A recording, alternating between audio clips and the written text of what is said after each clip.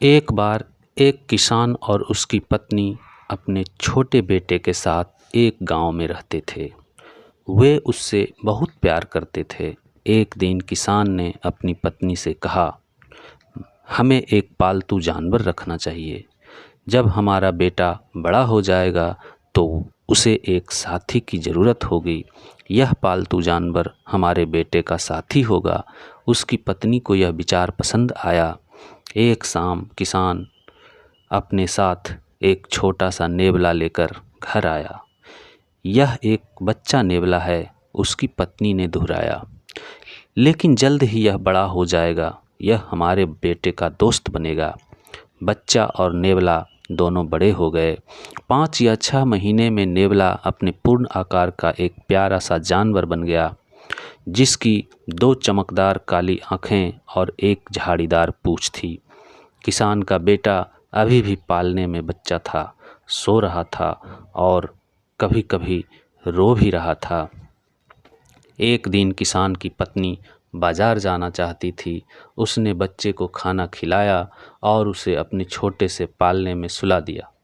टोकरी उठाते हुए उसने अपने पति से कहा, मैं बाजार जा रही हूँ, बच्चा सो रहा है, उस पर नज़र रखना।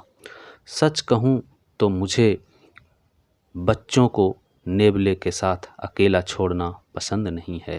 किसान ने कहा, आपको डरने की ज़रूरत नहीं है। नेवला एक मिलनसार जानवर है। यह उतना ही प्यारा है जितना हमारा बच्चा। आप जानते हैं कि वह सबसे अच्छे दोस्त हैं। पत्नी चली गई और किसान के पास घर में कोई काम नहीं था। उसने बाहर जाकर कुछ ही दूरी पर स्थित अपने खेतों को देखने का फैसला किया।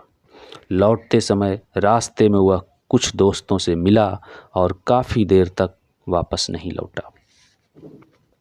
किसान की पत्नी ने अपनी खरीदारी पूरी की और टोकरी भर किराने का सामान लेकर घर वापस आ गई। उसने देखा कि नेवला बाहर बैठा है, मानो उसका ही इंतज़ार कर रहा है। उसे देखते ही वह उसका स्वागत करने के लिए दौड़ा। किसान की पत्नी ने एक नज़र नेवले पर डाली और चिल्ला पड़ी, खून! वो रोई। नेवले का चेहरा और पंजे खून से सने हुए थे। तुम दुष्ट जानवर हो, तुमने मेरे बच्चे को मार डाला है, वह उन्मादी ढंग से चिल्लाई। वह गुस्से से अंधी हो गई और अपनी पूरी ताकत से किराने के सामान से भरी टोकरी को नेवले के ऊपर फेंक दिया और बच्चे के पालने की तरफ अंदर भागी।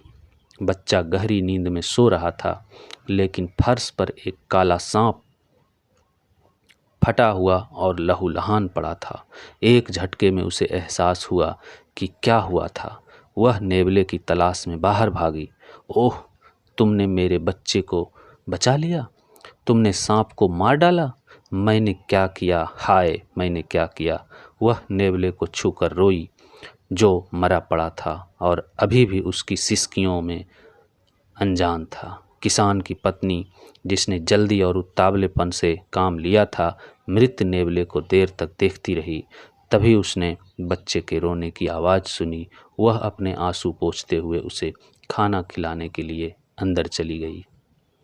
इस कहानी से यह सीख मिलती है कि बिना विचारे, बिना सोचे समझे किसी निष्कर्ष पर नहीं पहुंचना चाहिए। यह पंचतंत्र से ली गई कहानी है।